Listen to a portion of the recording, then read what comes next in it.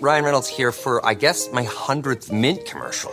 No, don't. I mean, honestly, when I started this, I thought I only have to do like 4 of these. I mean, it's unlimited premium wireless for $15 a month. How are there still people paying 2 or 3 times that much? I'm sorry, I shouldn't be victim blaming here. Give it a try at mintmobile.com/save. Whenever you're ready. $45 upfront payment equivalent to $15 per month. New customers on first 3-month plan only. Taxes and fees extra. Speed slower above 40 gigabytes. See details. District of Conservation is sponsored by CFACT. To learn more about our sponsor, head over to cfact.org. Thank you so much for listening. Welcome to District of Conservation. I'm your host, Gabriella Hoffman.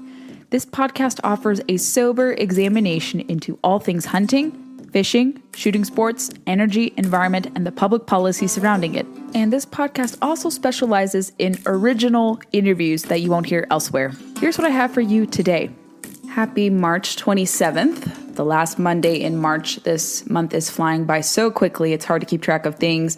And today's episode is going to be keeping you guys abreast with 2 updates you may have missed, but very important updates relating to conservation that I've talked about before, but need to drill down a little bit more, offer some context because there may be some confusion.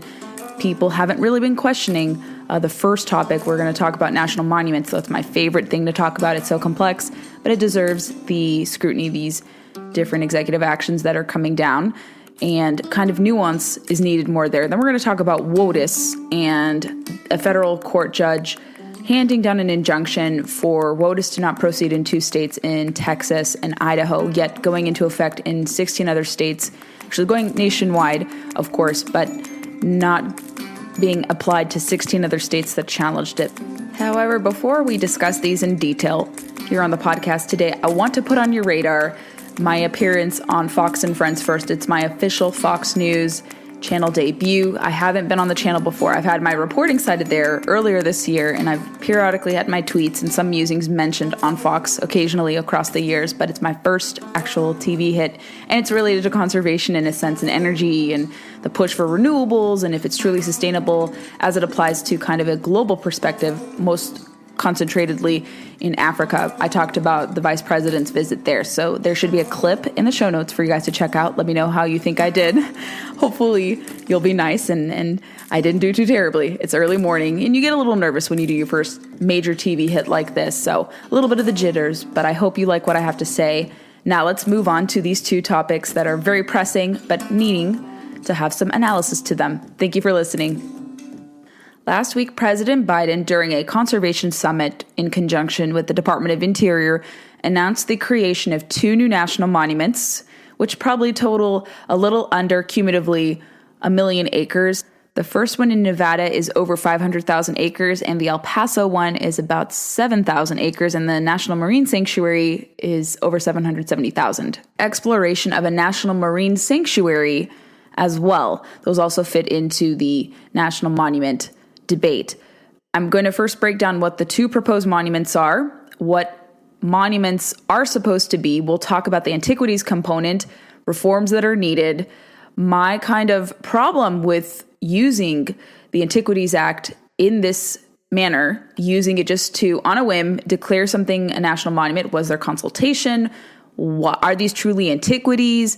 What is this? What went into the president's thinking? And then I'm going to talk about, can you shrink and can you enlarge monuments? Yes, you can. There hasn't been any clarification on this, so we'll talk about whether or not there is room for Congress to reform this law and whether or not presidential power should be limited, and why they want to use national monument designations for 30 by 30, which we've talked about at length here.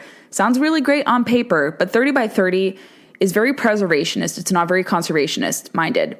And the problem with national monuments, as I'll discuss on the program today, a little refresher course, is that they often close off opportunities to people. When you close off multiple uses, you also are closing off people not only to making a livelihood on public lands, you're also closing off opportunities to recreate on public lands, to hunt and fish. That is what I've seen and observed in several states that I've visited and interviewed people from. I did 2 reports on this in Arizona and Utah. I spoke to stakeholders there who have expressed concerns for many, many years that national monument designations get weaponized and they keep people off public lands, which is not the intention of public lands. National monuments, even, although more restrictive than BLM or Forest Service or Fish and Wildlife Service lands, they need to be open to the public. And this push for moving away from multiple use to public use, which eliminates key funding mechanisms, multiple use, public-private partnerships, and really invites preservationists to lead conversations and to dictate parameters. Very worrisome. So what are the 2 national monuments, now that I've kind of prefaced what I'm going to be discussing? So there's one in Nevada called Avi Kwame, and that is going to be in Nevada. And then there's also a second one proposed for El Paso, Texas, and it is the Kastner Range National Monument in northern El Paso. I'm looking at Politico. President Biden signed a presidential memorandum directing Commerce Secretary Gina Raimondo to evaluate using her authority under the National Marine Sanctuaries Act to designate a marine sanctuary covering an enormous 770,000 square miles, including the existing Pacific Remote Islands Marine National Monument southwest of Hawaii, in the 30 days. And both the sanctuary designation and the 2 monuments, not surprisingly, are in concert with 30 by 30. 30 by 30 stipulates, on the surface, sounds great, like I said, that they want to conserve 30% of waters and 30% of lands by 2030. Sounds like a noble goal. Are we truly missing these threshold goals? Not so much. If you look at the U.S. pad map under the U.S. Geological Service and you examine federal lands, we have over 640 million acres of federal lands, and I don't want to see those shrink. I do think they should be better managed. I'm a conservative and I support public lands, but you have to allow public uses, multiple uses rather, on public lands. Allow the public to access it in many different ways. That model has worked tremendously, but 30 by 30 completely upends that model because it doesn't define what conservation is. It says these nice platitudes that, yes, we're going to allow conservation, we're going to allow private stakeholders and hunters and anglers, but most of it is tied to climate rhetoric, climate proposals, and to basically lock up lands to opportunities for the public to recreate. And that is why I have had a lot of questions and a lot of criticisms about 30 by 30. I'm not alone. And I'm not just saying this as a conservative to reflexively oppose Biden's agenda. But this is a really bad policy because it gives government oversight even more over decisions that should be left to private-public partnerships, individuals, conservation stakeholders. It doesn't make sense to me that the government is incentivizing voluntary action on conservation. That's not voluntary. That's nearly coercive, if we're being honest here. And so these 2 national monuments are going to be created soon, barring any legal challenge. And I want to talk briefly about what the Antiquities Act does and why it is such an interesting law that doesn't really get much of attention. It warrants your attention, of course. I really like this subject. I have visited national monuments. I went to Bears Ears last year and I did a report there and I covered it. And I like Bears Ears in the smaller iteration that it was downsized to under the presidential administration by the former Trump administration, last administration. But President Biden resized it to pre-Trump levels to over 1 million acres. It was about 1 million acres under President Obama. Resized it to probably the biggest iteration of it, 1.4 million acres. And I learned there that through one of the commissioners we interviewed and spoke to, all in the show notes if you are curious to see my report, what was largely being conserved beyond the Native American artifacts and the antiquities that are there, they were conserving in those 1.4 million acres, because that designation fully went into effect recently. It is being challenged in the courts by Utah lawmakers to kind of downsize it back to about 300,000 acres. Antiquities, to my understanding, are supposed to be very sacred. They're supposed to not be very prevalent.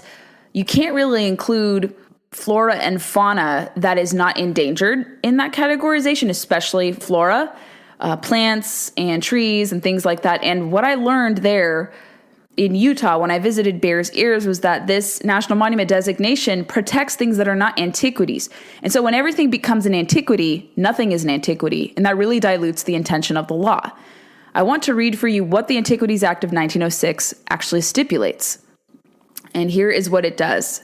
Reading from Cornell Law School, there are several different components. And one of them, Section 2, as I like to reference here, states this as it relates to the reservation of land. The president may reserve parcels of land as part of the national monuments. The limits of the parcels shall be confined to the smallest area compatible with the proper care and management of the objects protected. The El Paso one may fit into this interpretation of Section 2 of the Antiquities Act because it's 7,000 acres, smallest area compatible. This Nevada one is more controversial in my opinion because the Nevada governor was not consulted. Were all tribal interests fully consulted? That's a question I have. Is it going to close off public lands to multiple uses, including hunting and fishing? As we have seen in states like Arizona and Utah where this happens, when you designate national monuments, you lose paradoxically the access that you are supposed to have to public lands to do grazing, ranching, guiding, what have you.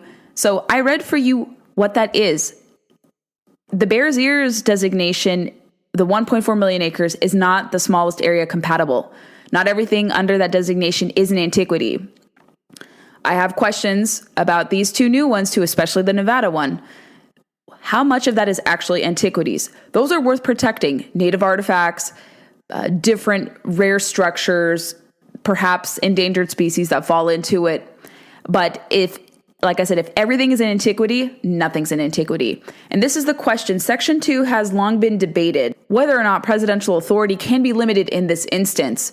And I want to cite for you guys a article that I found very interesting from 2017, the Brookings Institution, which is by no means conservative, but they had a phenomenal article explaining that President Trump, if you recall, was accused of selling public lands. Patagonia plastered this message all over the place. They bought an ad in the Washington Post, if I recall correctly, and they had social media campaigns. They raised a lot of money. They virtue signaled, and it caused a lot of uproar. And from there, a lot of people thought the president can't shrink national monuments. I read for you the smallest area compatible. That is what is key in the law. But Obama, Biden, and even Clinton with Grand Staircase Escalante and a few other places, they didn't really adhere to that stipulation of smallest area compatible. And President Trump, believe it or not, was not the first president to use the Antiquities Act to shrink a national monument. And in addition to what else, also antiquities, it says this, declare historic landmarks, historic and prehistoric structures, other objects of historic or scientific interest that are situated on lands owned or controlled by the government of the United States to be national monuments. You cannot designate private land to become a national monument if it is not already federal lands. As I had mentioned, may reserve as a part thereof parcels of land, the limits of which in all cases shall be confined to the smallest area compatible with proper care and management of the objects to be protected. If you need a refresher on the Antiquities Act, you can do that. But back to the controversy surrounding diminishment. So a lot of people, when they think of the Antiquities Act, they say, okay, a president can enlarge it, but how dare they diminish it? You can both diminish and also enlarge it. But it goes back and forth. It volleys back and forth over whether or not the president can have limited powers. So in the 1976 law, the Federal Land and Policy Management Act, many people interpret that to mean the president has limits in terms of engaging with diminishment directly, noting that and I'm reading from Brookings Institution, that the Department of Interior Secretary can modify existing protected areas. They have, according to this, two challenges emerged from this argument why that's not true. First is that the law is explicit in limiting the Interior Secretary's power and not the president's power, even though Congress has constitutional authority to limit the president's powers explicitly. Second, Congress is engaging in limitations broadly listed numerous areas of law in which the executive branch would be restricted from diminishment or abolition and failed to include the Antiquities Act on this list. It is true that the first part of the law grants the president the power to establish national monuments. The second part of the grant could easily be interpreted to imply the power to diminish. The section notes the limits of which in all cases shall be confined to the smallest area compatible with proper care and management of all the objects to be protected. Here a president is charged to make this area as small as is needed. Courts have ruled several times on cases involving the Antiquities Act without once challenging the president's discretion on the grounds of the size of the monument, even as cases dealt with some of the largest national monuments. Like I said, was President Trump the first diminisher in chief? No. Previous presidents, Eisenhower, Truman, Taft, reportedly on multiple occasions, Wilson, and Coolidge, reduced monuments significantly. None of those diminishments were ever reversed in courts. So it's interesting they fixated on Trump's diminishment of Bears Ears, but not these others. Now you know, for context, that diminishment is not an anomaly. It's actually been done before by presidents of the past. And Congress has to jump in here and put limitations on what presidential powers are. Does it mean the smallest area compatible? How many acres does that look like? Does it include everything being deemed an antiquity? Or are certain objects going to be clarified as antiquities or not? And so we could see the Supreme Court weigh on a decision like this. I remember there was a court case relating to a marine sanctuary last year. We're going to pull it up again. I'm going to do a full explainer at Town Hall this week on this very subject, a primer on this, talking about this in more detail so you can have it there as a resource at your disposal from townhall.com this upcoming Friday.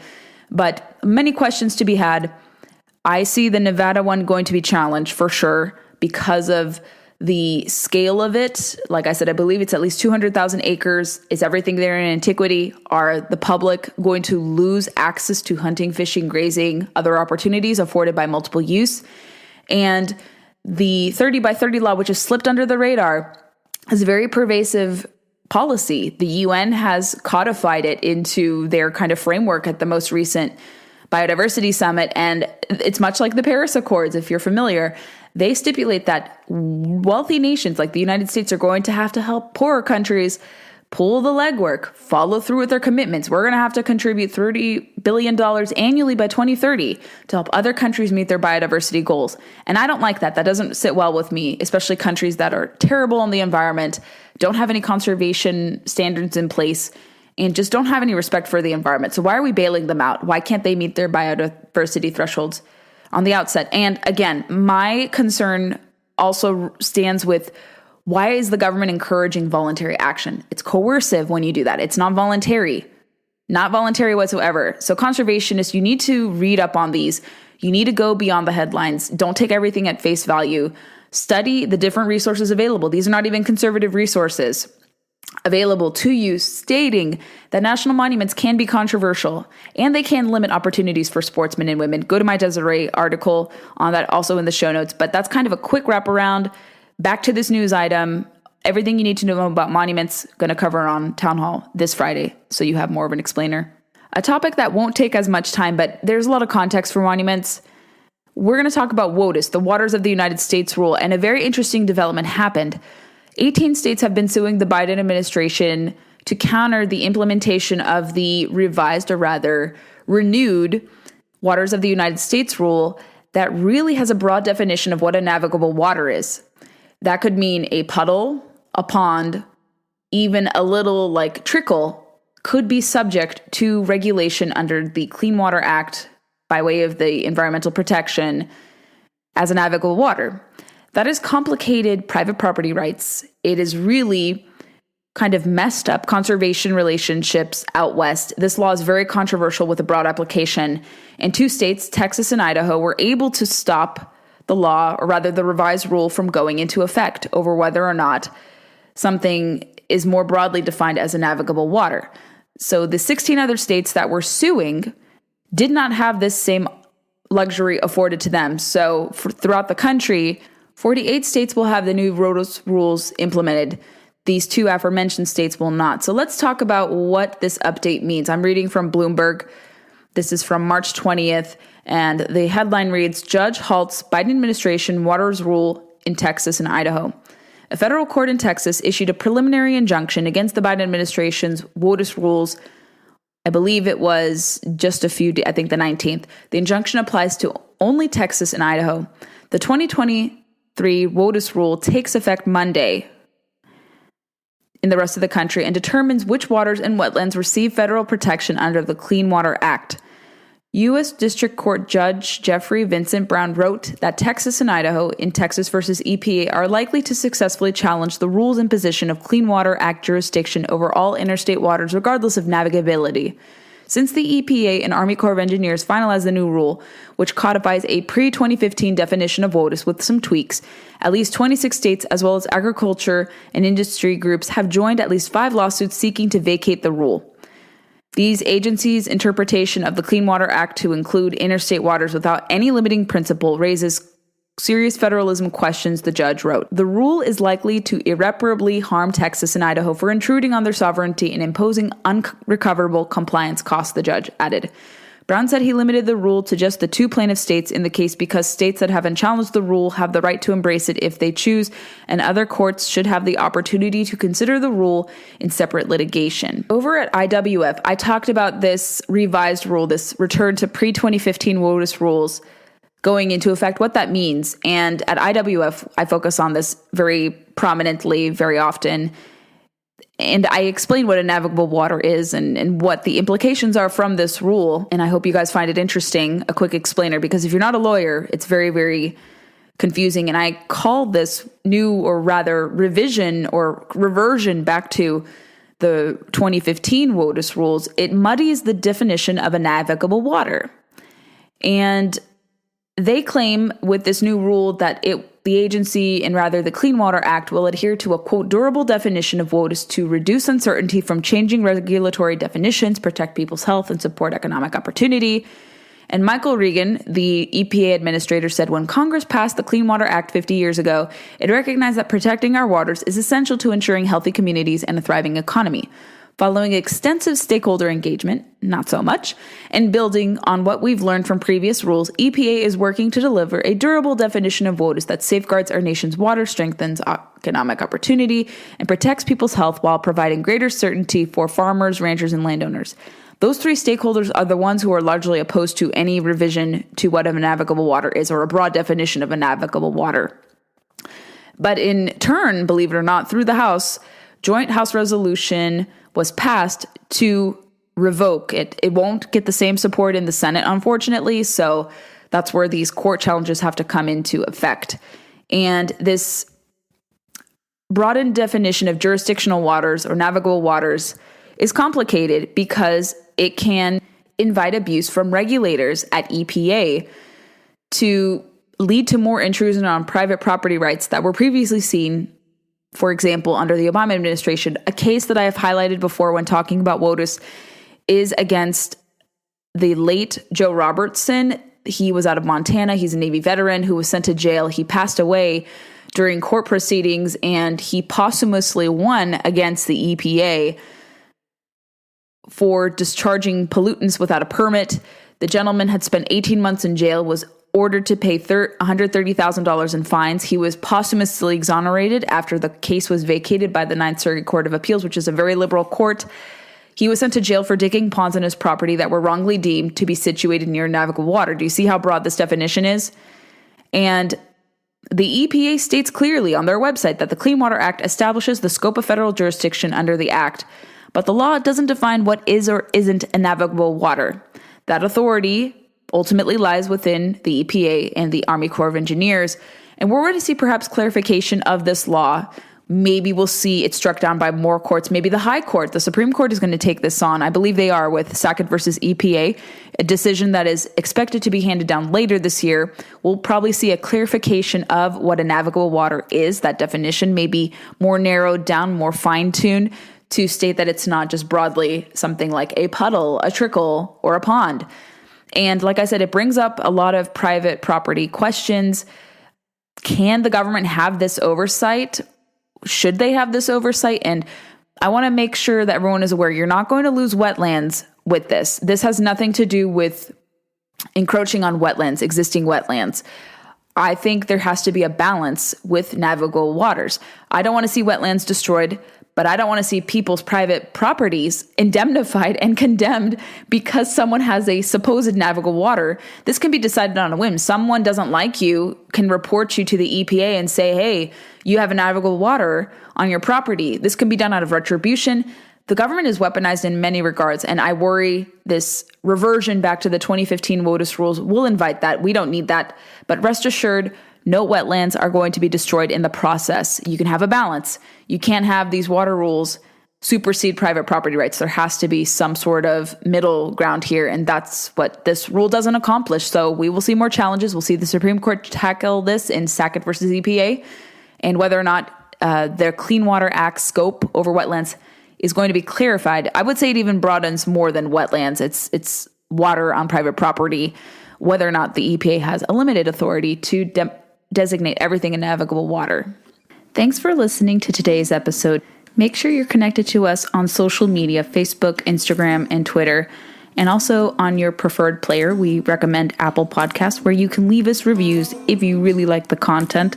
Share the podcast with friends who may be interested in learning more about what's trending in conservation and the related industries that entangle with it and sometimes work against it as well.